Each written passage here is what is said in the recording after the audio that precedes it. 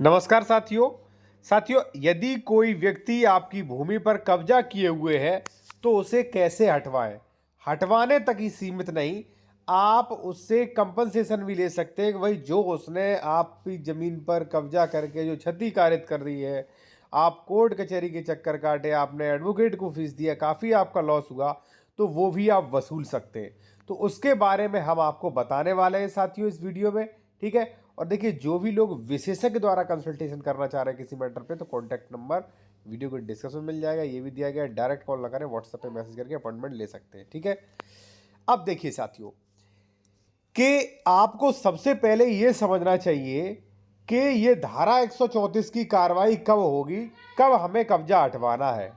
अब देखिए, कई लोग या कई एडवोकेट मिस्टेक कर देते हैं कि भाई जैसे मान लीजिए गाटा संख्या 668 था, इस पे जो है 3 लोग हैं, ए बी सी। अब सी कब्जा किए हुए हैं और आप धारा 134 कर रहे हैं बेदखली, तो यहाँ पे मत करें।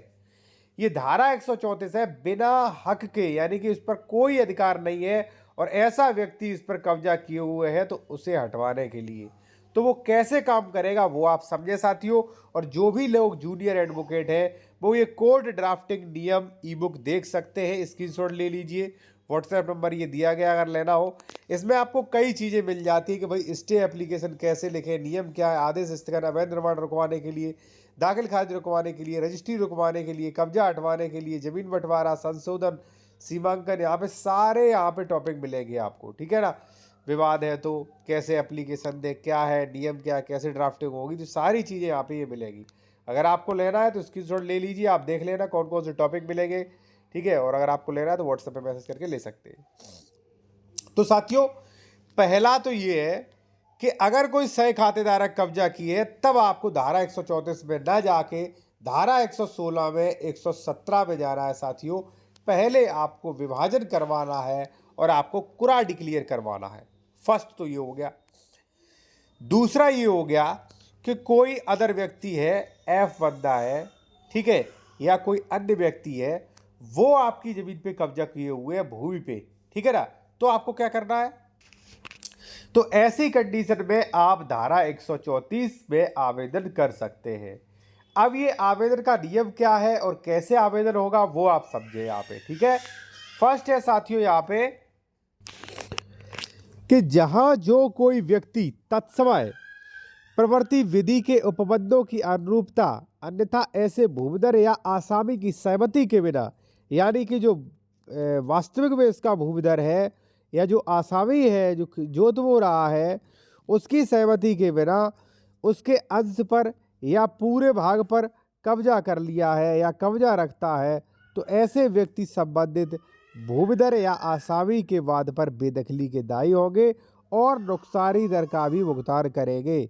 भाई कोई बंदा अगर 5 साल से आपकी ज़मीन पे कब्जा किए है, 5 बीघा 10 बीघा ज़मीन पे, तो 5 साल में उसने जो भी फसलें की होगी वो फ़ायदा लिया होगा, आपको लॉस हुआ है, तो कब्जा तो हटेगा, साथ में नुकसानी दर भी आप ले सकते हैं। नियम 127 कहता है। क्या कहता है थोड़ा और समझाते हैं आपको।